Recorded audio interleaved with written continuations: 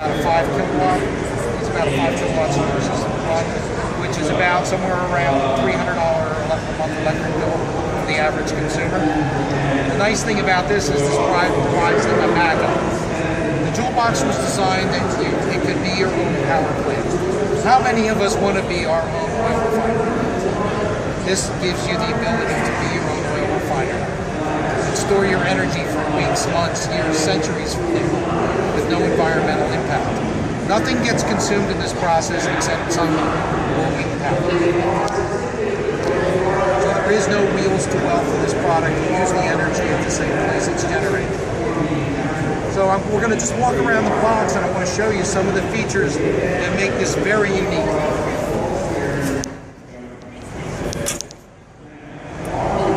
What we have here is a water purification unit that uses ultrafiltration. Most RO and DI systems on the market use UV light that has to have contact time with the water in order to kill the bacteria. This particular unit uses 0.05 microns filter, which is about 100 times smaller than the average household filter, to pull out 100% of the bacteria and 100% of the viruses. What's unique is this uses 100 watts of electricity. The RO and DI systems that are currently out on the market use 7 kilowatts. And you have a chance of getting sick with those. You never have a chance of getting sick with this particular unit, because it constantly monitors the water quality and if you have a breach in the membrane. If one of these cylinders were to have a breach, it switches over to the other one. And whenever it goes through a backflush mode where we lose about 2% of the water, it uses the clean cylinder to backflush the dirty one, so there's no danger of contamination. This water system is used all over the world in foreign countries to reprocess gray water and to reprocess water from cisterns. In the Caribbean, where they collect all the water from the roofs, you can take bright green water and you can purify it. So if you look at the elements on this planet that control the Earth, you're looking at water, energy, communications, and food. I have at least 2 of the 3 covered in this particular unit. So if we walk around to the back of the unit,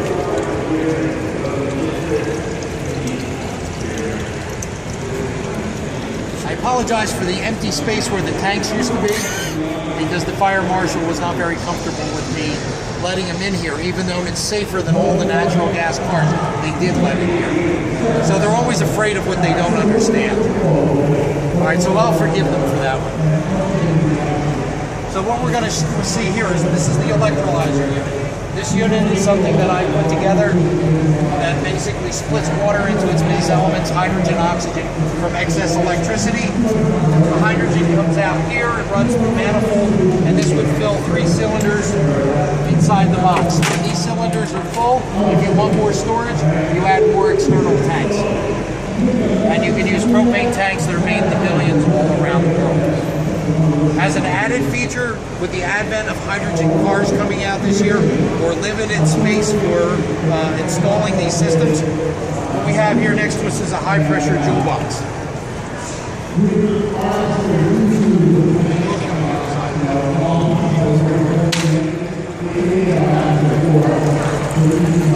Once again, they made me take the tanks out of this one, but this will store 3 kilograms of hydrogen, which is enough to fill a fuel cell car twice. As you can see in here, we have the hoses and spots for the regulators. We take low pressure hydrogen from the JoulBox, we run it through a compressor, and we compress it up to 6,000 pounds to fill a fuel cell vehicle. And then you have the connection on this side where we fill the car. The same system will also fill the fuel cell lawnmower you see here, and it will fill the fuel cell Polaris Ranger we have behind you as well. Now what's really unique about this system is that I integrated everything that I build to operate as one. So picture the fuel cell car that you see over there being able to be plugged into the JoulBox to be filled from both hydrogen and electricity. The Ranger will plug into the JoulBox to provide its battery bank, its fuel cell, and its solar, and the lawnmower as well.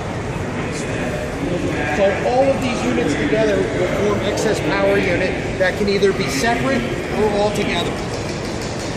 This is the way power is going to be generated and stored in America. You're going to be able to use excess capacity from your car, your lawnmower, your ATV, your boat. The world is going electric, and fuel cells is going to be the battery charger and the range extender to electric vehicles. And that's going to be the first wave that we see. You've got to give people a choice. And these are major manufacturers that are building electric cars, electric lawnmowers, electric Polaris Rangers. How many years have we had electric golf carts? With the advent of these solar panels, you don't worry about golf balls or hail. You're able to take this and put this on, put a charge controller in, and charge the batteries on anything that's electric powered. So the renewable age has come, and we're at that point that we have the technology. The question is, do we have the will to use it? Well, like I said, what I've done is I'm going to the public with my dream and my vision. We're starting out with cell phone chargers. The cell phone chargers are going to put in the hands of the people the power that they most want. Everyone has a cell phone. Everyone's worried about charging it. So we're filling these all from hydrogen, which is 2.5 times longer than the batteries. So all the things that you see here are all consumer equipment that we use in our homes every day. So what's different than everybody else is I'm building it, I'm living it. This is not rhetoric, and this is not a demonstration. This is reality. It's real product. So that's what we hope to achieve here in Dallas, was to come out and show the ability of the equipment and where the level of technology is. You know, we have the keys to the case. Do we have the will to open the lock and let ourselves out? If we don't do this for our generation, we have to do it for the next. We come into this world with nothing, we're going out with nothing. We live a block of time. Whatever we do in that block of time will define us for all eternity. Make as many friends, as few enemies, smell the roses along the way, have a good time, and leave a legacy that's going to live long past our existence here. Leaving money doesn't work. Thank you. Wrap? Sound good?